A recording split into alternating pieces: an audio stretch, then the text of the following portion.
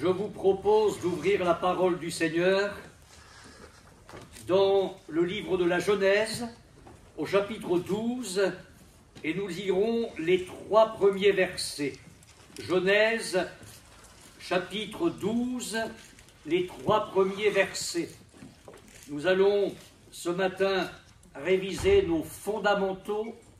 J'aimerais m'adresser à ceux qui marchent avec le Seigneur depuis 150 ans, m'adresser aussi aux agneaux du troupeau depuis dimanche dernier, et puis m'adresser aussi à ceux qui ont besoin de donner leur vie à Christ. L'Éternel dit à Abraham, « Va-t'en de ton pays, de ta patrie et de la maison de ton père, dans le pays que je te montrerai. Je ferai de toi une grande nation, et je te bénirai. Je rendrai ton nom grand, et tu seras une source de bénédiction. Je bénirai ceux qui te béniront, et je maudirai ceux qui te maudiront, et toutes les familles de la terre seront bénies en toi. Amen. Je voudrais insister ce matin sur le fait que cet appel que Dieu a adressé à Abraham pour une vocation toute particulière et particulièrement bénie est aussi un appel semblable, je voudrais dire semblable sous certains rapports, un appel que Dieu adresse à tout être humain, et il est bon que ce matin nous révisions les choses, nous remettre un petit peu d'aplomb pour revoir les desseins de Dieu lorsqu'il nous a appelés à nous convertir, à lui donner nos vies. Je voudrais souligner 2 choses dans la vocation que Dieu adresse à Abraham. Il y a un aspect négatif et il y a un aspect positif, comme lorsque le Seigneur nous a adressé son appel à nous. En ce qui concerne la position négative, l'aspect négatif de cette vocation, il fallait qu'Abraham parte. L'appel du Seigneur est très clair, nous l'avons lu, « Va-t'en de ton pays, de ta patrie et de la maison de ton père. » Et je voudrais le souligner d'emblée, toutes les bénédictions qui allaient suivre, toutes les bénédictions promises étaient à ce prix. En ce qui nous concerne, mes frères et sœurs, nous nous en souvenons, Dieu nous a appelés à nous repentir. Il nous a appelés à nous convertir. Il nous a appelés à lui donner notre vie. Mais si nous considérons cela à la lumière de la vocation d'Abraham, cela signifie que Dieu attend que nous acceptions d'être arrachés à tout ce qui, jusqu'alors, avait été notre vie. L'apôtre Paul, dans l'une de ses lettres, nous dit que Jésus-Christ s'est donné lui-même afin de nous arracher du présent siècle mauvais. Abraham a dû partir, il a dû laisser des choses. Et lorsque nous nous convertissons, nous abandonnons notre ancienne vie. Nous quittons les choses que nous avons aimées, enfin celles qui sont mauvaises. Nous rompons avec certaines affections, celles qui ne sont pas bonnes. Nous rompons avec certaines compagnies mauvaises. Nous ne fréquentons plus certains lieux mauvais. Nous tournons le dos à tout un passé. Et sans la moindre idée d'un retour en arrière. Je vais y venir dans quelques secondes. Au fond, nous nous engageons dans une nouvelle vie, remplie d'inconnus. Si nous qui sommes chrétiens ce matin, nous avons connu une réelle conversion au Seigneur, nous pourrons dire « Oh oui, j'ai dû quitter une certaine patrie. Il y en a des choses que j'ai dû laisser. Il y en a des choses que j'ai dû abandonner. Il y en a des choses avec lesquelles j'ai dû rompre. » On raconte l'histoire de 3 hommes qui avaient bien arrosé une certaine soirée dans un certain village, et ils devaient regagner le village d'en face à un lac, là où ils demeuraient. Alors ils sont montés dans la barque bien éméchée, et ils ont commencé à ramer tous les 3 de toute leur force. De toute leur force, je ne sais pas pendant combien de temps, jusqu'à ce qu'ils n'en puissent plus et s'endorment. Et le matin, ils se sont réveillés au même endroit. Ils avaient oublié d'enlever la mare de la barque. Et il y a des chrétiens qui rament, qui rament, qui rament. Et frère, le Seigneur ne bénit pas. Et frère, je prie et je jeûne, et je ne suis pas exaucé, et je n'en peux plus. Les difficultés m'assaillent. As-tu quitté ta patrie? Es-tu bien sûr que tu as rompu les amarres? Es-tu bien sûr d'avoir entendu cet appel du Saint-Esprit à ton cœur? Va-t'en. Quitte tout cela. Et pars vers une vie inconnue que j'ouvre devant toi, mais une vie merveilleuse. Notons que Dieu n'a pas demandé à Abraham de changer simplement de résidence à l'intérieur du pays, de s'y déplacer en se rapprochant des frontières, de manière à pouvoir un jour s'en aller plus facilement. Dieu n'a pas dit à Abraham, tu sais, je vais te réserver un pays magnifique, ça serait bien que tu t'en rapproches un peu, tu peux rester dans le pays, il n'y a pas de souci, tu te rapproches de la frontière, et puis quand tu trouveras ça pas trop mauvais, ben éventuellement tu pars, et puis... Non, non, non, non. Le message a été clair. Va-t'en de ton pays, de ta patrie, vers le pays que je te montrerai. Dieu, mes frères et sœurs, et sa parole ne nous a pas demandé, et il ne nous demande pas, de changer seulement certaines choses dans notre vie, de modifier quelques-unes de nos mauvaises habitudes, et pour le reste, de continuer à vivre comme par le passé. Absolument pas. Dieu ne se satisfait pas de notre amélioration en certains points. Dieu désire la transformation totale de notre vie. Et il s'agit d'un véritable départ, d'une nouvelle naissance. Je sais bien que je m'adresse à des chrétiens convaincus, mais je n'hésite pas, comme je l'ai dit, à revoir nos fondamentaux. Parce que nous glissons par rapport aux fondamentaux que Dieu nous résiste et que nous n'avons pas un réveil. Que dit le Seigneur Jésus au tout début de l'Évangile?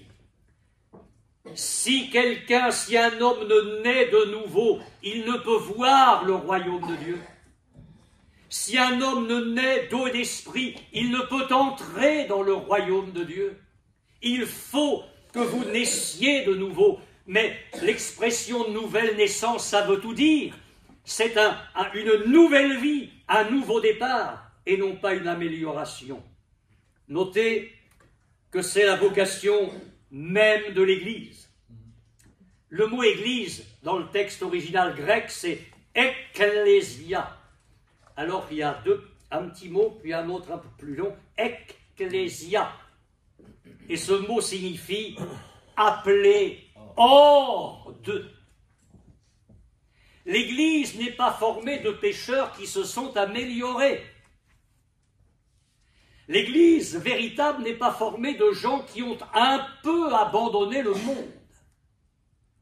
L'Église de Jésus-Christ est formée d'hommes et de femmes, de jeunes gens et de jeunes filles qui sont partis, qui ont quitté la patrie. Vous comprenez ce que je veux dire?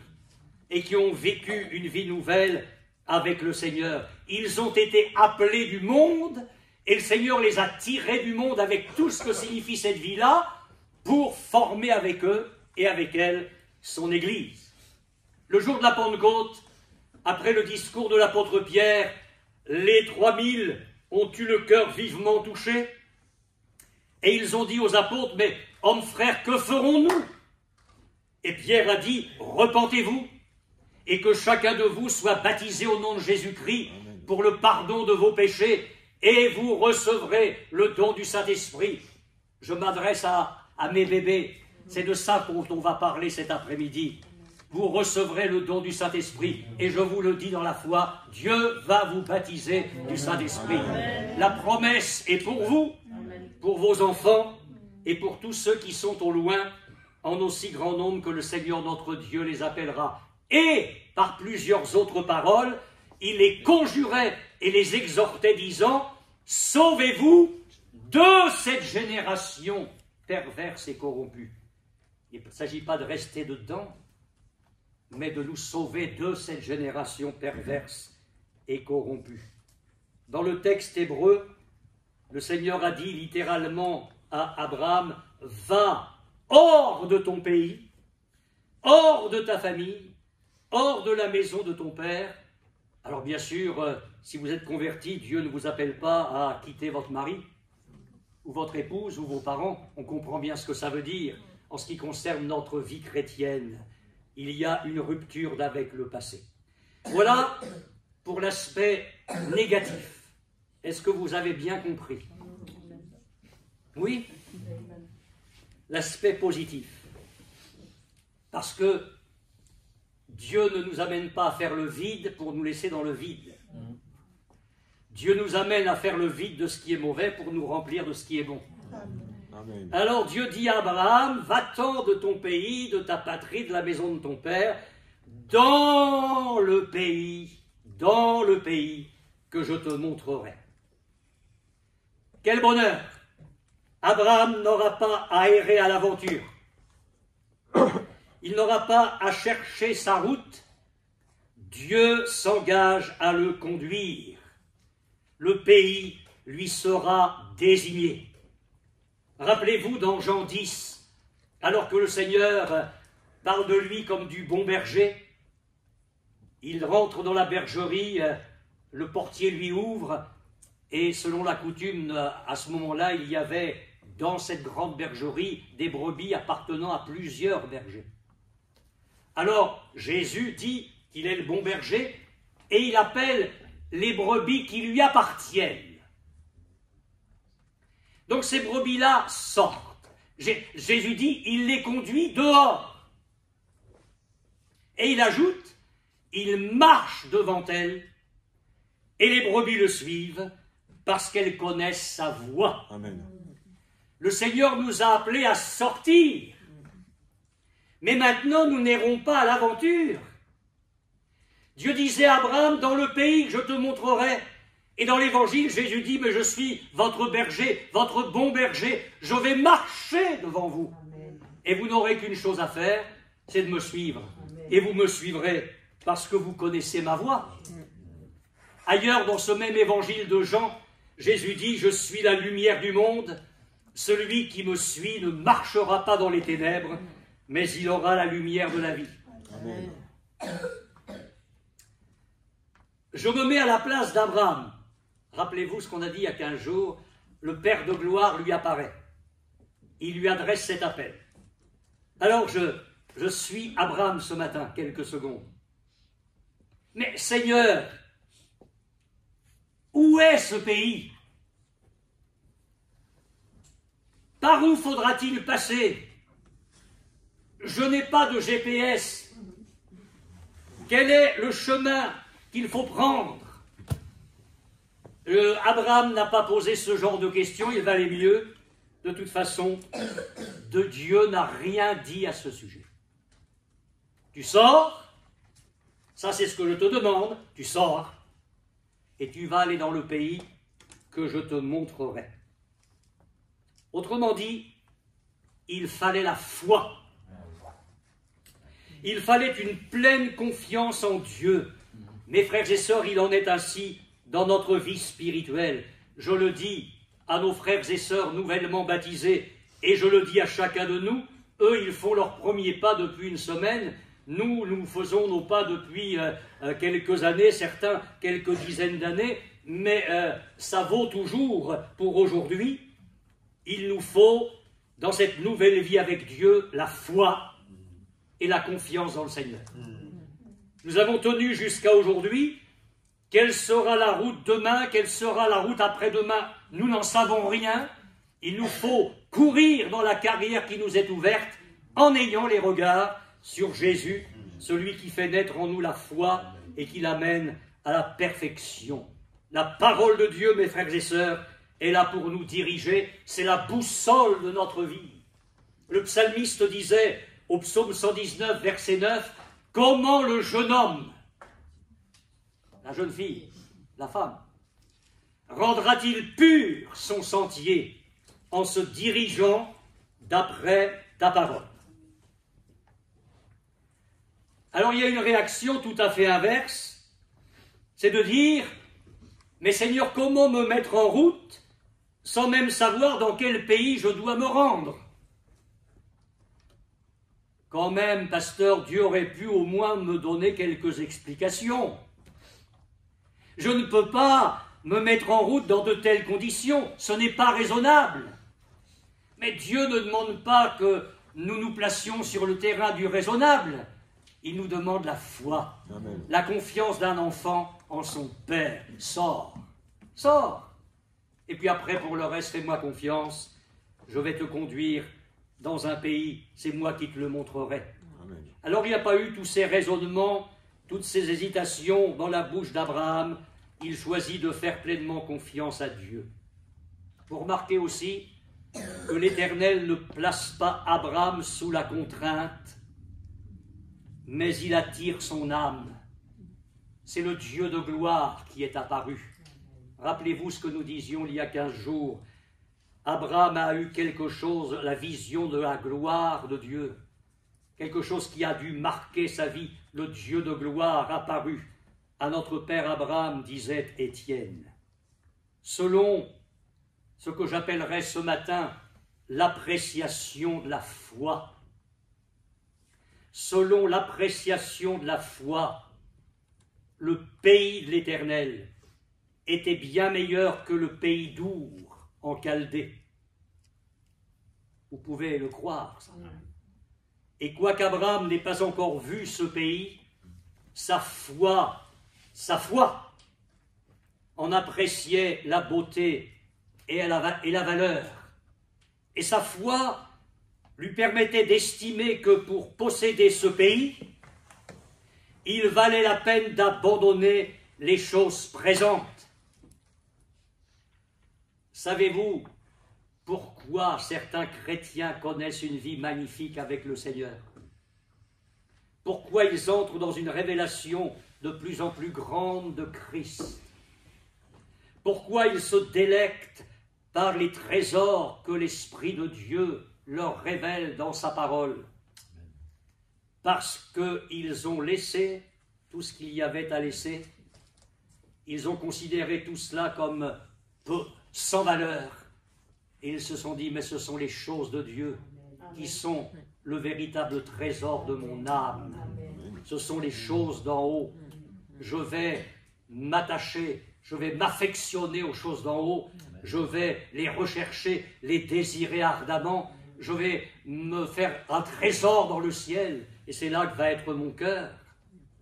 Hébreux 11:8, c'est par la foi qu'Abraham, lors de sa vocation, obéit et partit pour un lieu qu'il devait recevoir en héritage et qu'il partit sans savoir où il allait. Nos frères et sœurs baptisés depuis dimanche, et puis nous, on est partis, nous aussi. Alors, où on va? Ça c'est sûr, on va vers le ciel. Ça c'est une certitude. Mais entre le pays qu'on a laissé, vous me comprenez, et le ciel, alors le reste, au fur et à mesure, c'est la grande inconnue. C'est Dieu qui nous conduit. C'est Dieu qui nous dirige dans sa fidélité. Abraham a marché par la foi et non pas par la vue. Et la foi va être le grand mobile de l'âme de celui que la parole de Dieu appellera plus tard le Père des croyants. Si c'est vrai pour Abraham, c'est vrai pour nous. Je voudrais vous dire, mes frères et sœurs, que la foi repose sur un fondement bien plus solide que l'évidence de nos sens.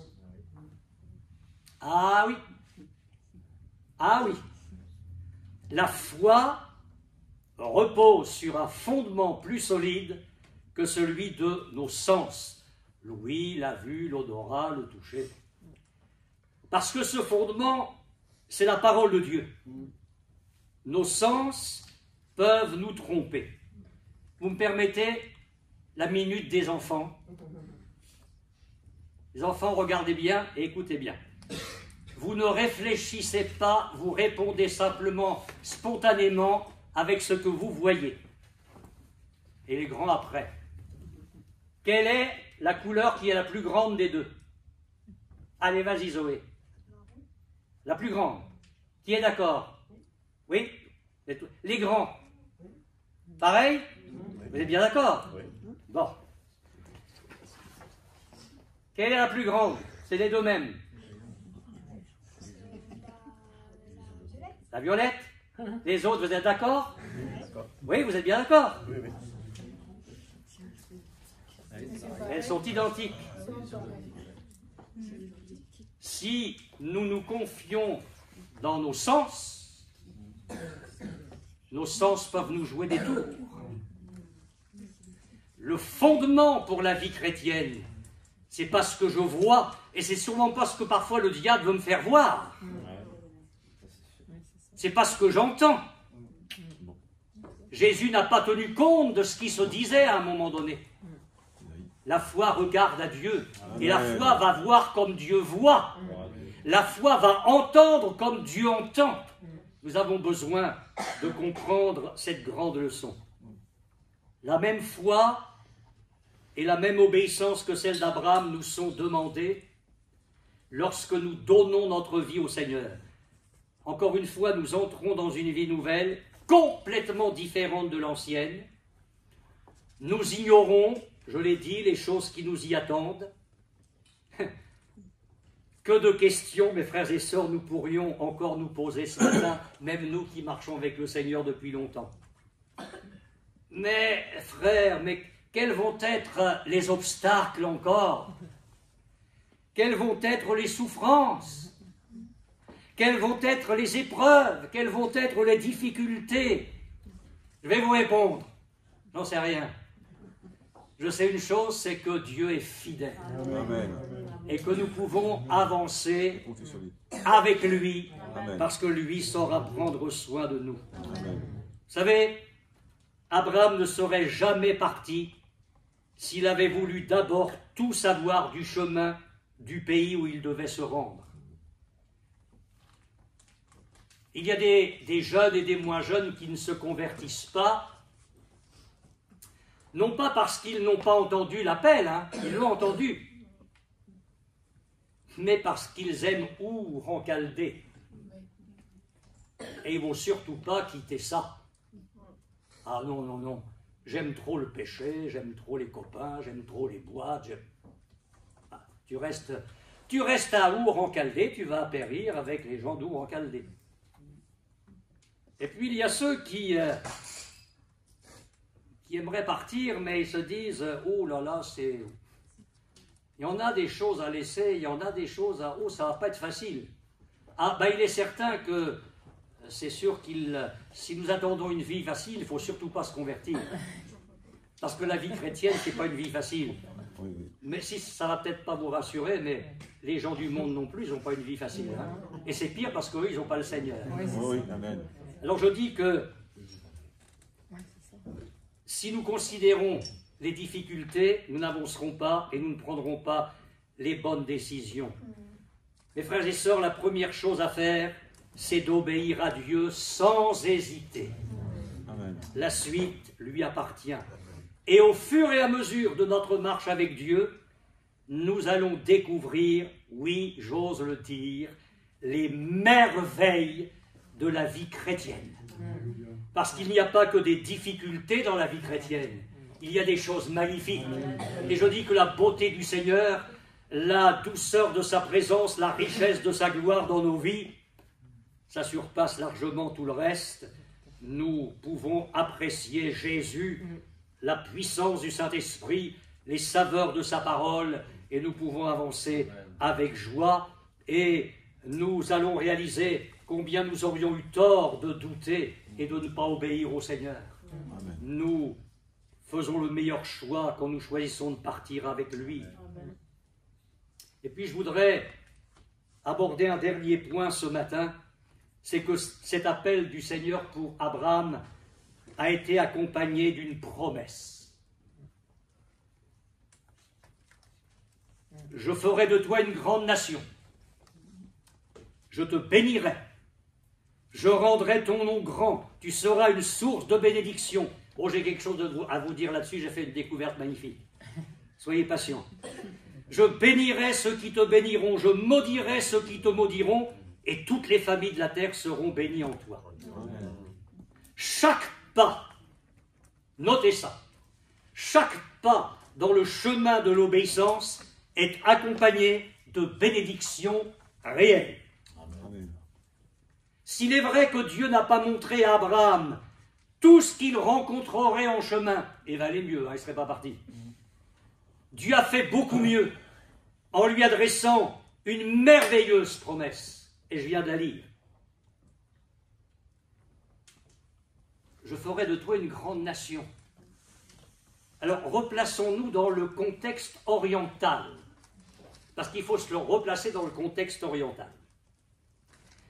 Pour un oriental comme Abraham, aucune promesse ne pouvait être plus excellente. Une postérité nombreuse. Ça, c'était le top pour un oriental. Et je pense que cette promesse de Dieu a dû peser lourd dans l'obéissance d'Abraham. N'oublions pas que sa femme était stérile, qu'il n'y avait pas d'enfant à la maison. C'est cette promesse qui certainement a donné à Abraham le courage de partir.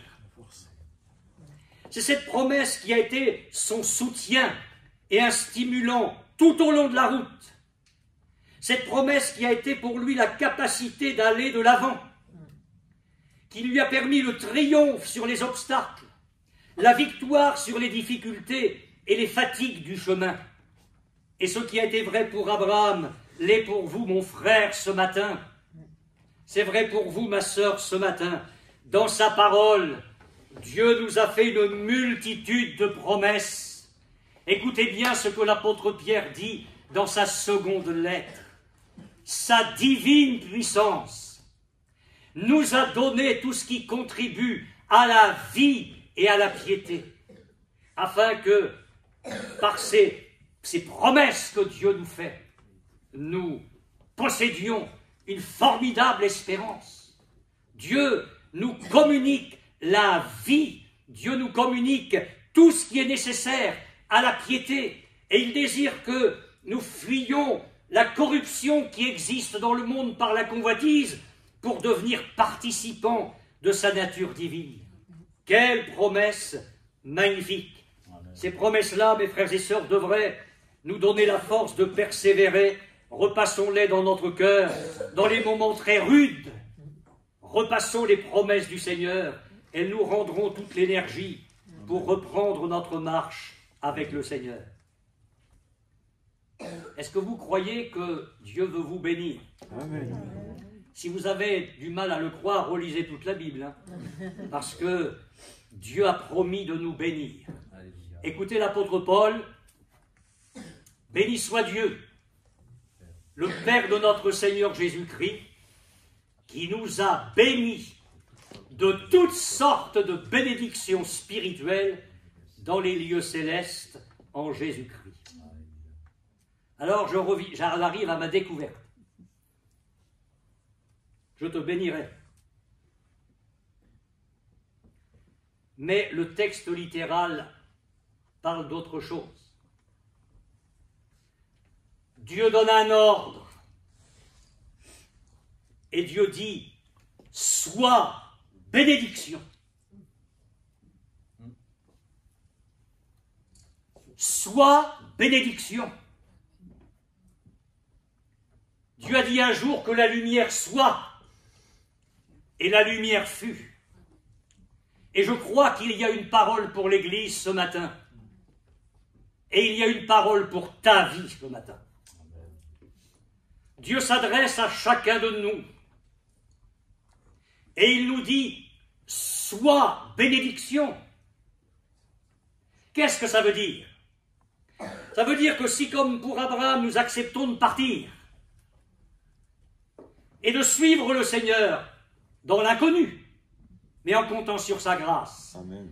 il va transformer notre vie, parce que c'est plus que je te bénirai.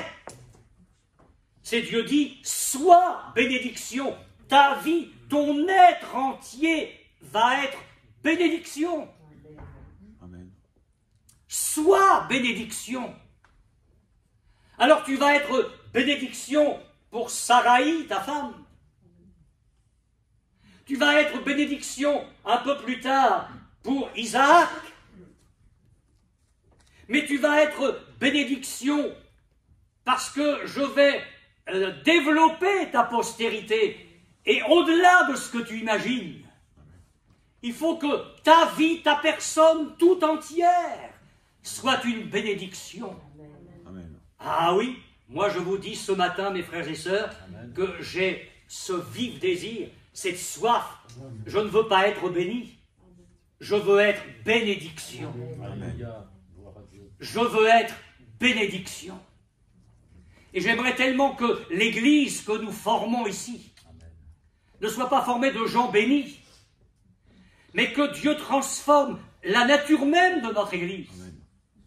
Je crois que Dieu a un ordre pour nous ce matin, et il nous dit, soyez bénédiction, Amen. acceptez que je vous transforme de la tête aux pieds jusqu'à la moelle des os. Je suis fatigué de vos infirmités spirituelles, de vos médiocrités. Dieu dit, sois bénédiction. Accepte qu'il y ait un formidable courant du Saint-Esprit dans ta vie pour te métamorphoser complètement.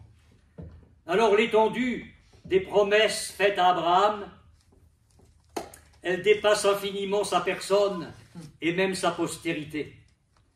Je bénirai ceux qui te béniront, je maudirai ceux qui te maudiront, et toutes les familles de la terre seront bénies en toi. Je pense qu'il n'a rien compris.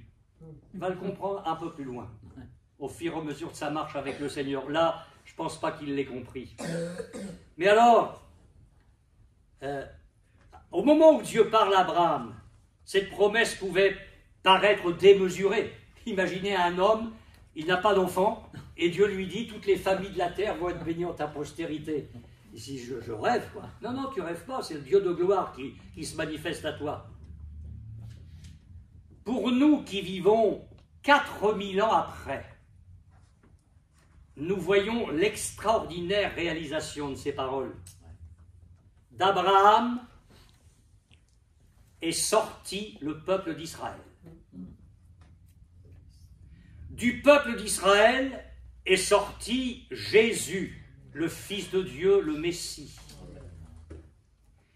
Et depuis plus de 20 siècles, l'Évangile est prêché à toutes les nations de la terre. Dieu est en train de former un peuple, la postérité d'Abraham, qui est Christ.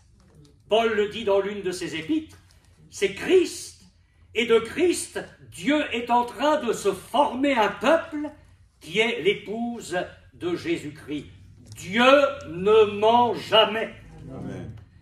Et ce que sa bouche dit, sa main l'accomplit. Nous ne devrions jamais limiter Dieu. N'enfermons pas Dieu dans nos raisonnements. N'enfermons pas Dieu dans notre logique. N'enfermons pas Dieu dans nos craintes, nos incrédulités, nos doutes. Laissons Dieu élargir nos cœurs. Dieu est capable de donner à ses promesses dans nos vies une dimension que nous ne soupçonnons pas, soit bénédiction. Amen. Les promesses du Seigneur, celles qu'il nous fait à nous, peuvent toujours nous dépasser et nous dépasser infiniment. Tremblement de terre dans la prison, les portes s'ouvrent, les liens de tous les prisonniers sont rompus, au miracle, aucun s'en va. Alors là, il faut m'expliquer. Hein. Il y a eu des miracles cette nuit-là, mais alors celui-là, c'en est un. Les prisonniers sont libérés, sauf pas de la prison. Et le geôlier arrive, lui, il pense que les prisonniers se sont enfuis, il se fait un mauvais film, et il va se suicider. Et Paul dit, mais ne te fais pas de mal, on est tous là. Alors l'homme arrive tremblant aux pieds de Paul et de Silas, et il dit, messieurs, mais qu'est-ce qu'il faut que je fasse pour être sauvé? Et là, vous allez avoir une promesse avec une étendue relativement limitée, mais bénie. Amen. Crois au Seigneur Jésus, et tu seras sauvé, toi et ta famille. Amen. Alors oui, je m'adresse à Madame Dallet, à Madame Manson, à Thomas,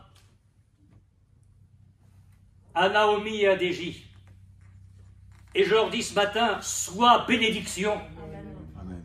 Parce que au travers de votre vie, Dieu peut faire des choses magnifiques qui dépassent votre petit cercle. Et Dieu peut faire des miracles dans votre famille. Bon, pour certains c'est limité, mais je me comprends. Au-delà de vous, Dieu peut faire des choses magnifiques. Soyez bénédiction. Nous sommes appelés à avoir une postérité spirituelle. Jésus a dit, vous êtes le sel de la terre. Amen. De la terre. Il y a un avertissement, hein.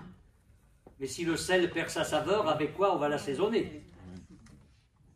Donc il faut garder notre saveur spirituelle jusqu'au bout.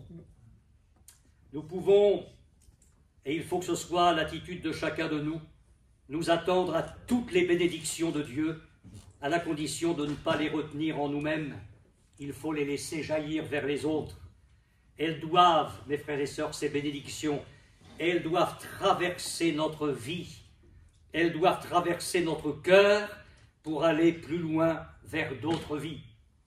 Quand Dieu dit à Abraham, sois bénédiction, c'était pour les autres, bien évidemment. Vous savez, je pense que vous savez la différence qu'il y a entre un réservoir d'eau croupissante. Et alors, il y a de la biodiversité, hein, je peux vous le dire. Une étendue d'eau croupissante et une source jaillissante. Eh bien, il faut savoir quelle église on va être. L'église chrétienne de l'eau croupissante. Quand les gens vont arriver là, on va dire, mais ces gens-là, ils vivent que pour eux. Il n'y a que leurs petits besoins, leurs petits intérêts. Je suis arrivé à la réunion, là, au milieu d'eux, il n'y en a même pas un qui soit venu vers moi pour me dire bonjour. Je ne dis pas qu'il faut sauter au cou des gens puis les embrasser de 1000 bisous. Hein. Si vous ne les connaissez pas, soyez sages aussi. Hein. Il y a un équilibre. Mais quand même, il ne faut pas que nous soyons une église d'une eau croupissante, mais une source qui jaillit. La vie de Jésus au travers de nous doit couler vers les autres. Vous savez, c'est la raison pour laquelle beaucoup de chrétiens, pas ici, ont une vie spirituelle qui se dessèche, qui est sans force, sans saveur, parce qu'ils vivent repliés sur eux-mêmes. Bénis pour être en bénédiction, tel doit être le mot d'ordre de tout chrétien. Béni soit Dieu, écrit Paul dans sa seconde lettre aux Corinthiens, béni soit Dieu, le Père de notre Seigneur Jésus-Christ, le Père des miséricordes, écoutez bien, le Dieu de toute consolation, qui nous console dans toutes nos afflictions, afin que, par la consolation dont nous sommes l'objet de la part de Dieu, nous puissions consoler ceux qui se trouvent dans l'affliction. C'est le but. Béni, secouru, pour bénir et secourir les autres. C'est vrai pour la consolation, c'est vrai pour toutes les grâces de Dieu. Et je conclus. Répondons pleinement à l'appel de Dieu comme Abraham l'a fait. Souvenons-nous que sa foi lui a donné la force de rompre avec tout un passé d'abandonner, pensez-y, si vous pouvez étudier ça, d'abandonner une région des plus fertiles, parce qu'à l'époque, ils n'habitaient pas un désert, une région des plus fertiles, au sein d'une civilisation des plus avancées. Il a abandonné le luxe, le confort, mais il a répondu à l'appel de Dieu. Vous savez, nous savons ce que nous quittons, nous ignorons ce vers quoi nous allons, mais la vie avec Dieu est la seule qui mérite d'être vécue. N'oublions pas ce que nous disions en introduction du message d'il y a 15 jours. Tout ce que nous avons pu être et faire avant de venir à Dieu n'a aucune valeur à ses yeux. Ça ne compte pas. La vie d'Abraham avant, on n'en sait rien, parce que ça ne comptait pas pour le Seigneur. La vie d'Abraham commence à avoir de la saveur quand Dieu entre dans sa vie et que Dieu dirige son existence. Notre vie réelle commence le jour où nous nous repentons, nous convertissons et où nous nous engageons dans le chemin nouveau que Dieu nous montre. Nous avons répondu à l'appel de Dieu il y a 50 ans, 40 ans, 30 ans. Demeurons dans ce chemin-là, mes frères et sœurs. C'est le meilleur.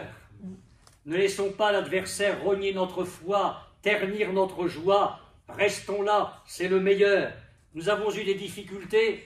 Prenez courage, il va y en avoir d'autres. Vous avez eu des difficultés difficiles, des murs importants qui se sont dressés devant vous. Prenez courage, il y en a d'autres plus hauts qui vous attendent encore. Mais Dieu est fidèle. Amen. Dieu est fidèle. Vous venez de vous engager avec le Seigneur. Surtout, affermissez-vous, fortifiez-vous en Christ. Vous avez fait le meilleur choix. Vous avez résisté à Dieu jusqu'à ce jour. Je ne sais pas ce qui vous empêche de répondre à l'appel du Seigneur. Je vous dirai simplement, nous vous en supplions au nom de Jésus-Christ, soyez réconciliés avec Dieu. Vraiment, je vous conseille d'être là cet après-midi. Je n'ai pas l'habitude de dire ça. Mais je vais vous parler de la croix et des souffrances de Jésus à la croix. Au-delà de ce que vous pouvez imaginer. Et il l'a fait par amour pour nous. Alors nous comprendrons à la fin de la réunion cet après-midi pourquoi il y a un enfer. Jésus nous a aimés à en mourir. Et ce matin, il nous appelle et nous disons comme Abraham, oui Seigneur, je quitte Our en Chaldée et j'y vais. Je ne sais pas trop où c'est, mais tu vas me conduire, tu vas me diriger, ce sera la meilleure des vies. Amen. Nous allons nous recueillir et prier ensemble. Oh Seigneur, merci pour ta parole qui est là pour nous encourager, nous stimuler, nous rafraîchir, nous conforter dans les bonnes décisions que nous avons prises un jour. Garde-nous fidèles, nous ne pouvons être fidèles que par ta grâce. Je te prie aussi de bénir nos frères et sœurs qui viennent de s'engager avec toi. Quel bonheur! Seigneur, marque-les de ton sceau, encourage-les, fortifie-les, sois leur berger. Ta parole dit que tu prends les agneaux dans tes bras. Je crois que tu nous portes, tu nous supportes, tu nous fortifies. Quelle grâce, quelle grâce! Ô Seigneur, je prie pour que ta bénédiction soit sur nous. J'entends bien cet ordre qui vient d'en haut et qui est un puissant stimulant. Tu dis à chacun de nous, sois bénédiction, sois bénédiction. Et nous prononçons cette parole pour chacun des frères, chacune des sœurs qui est là ce matin. Oui, qu'il soit bénédiction par la puissance de ton esprit. Merci de ce que l'Église va être cela. Que ton nom soit glorifié, Seigneur. Amen. Amen.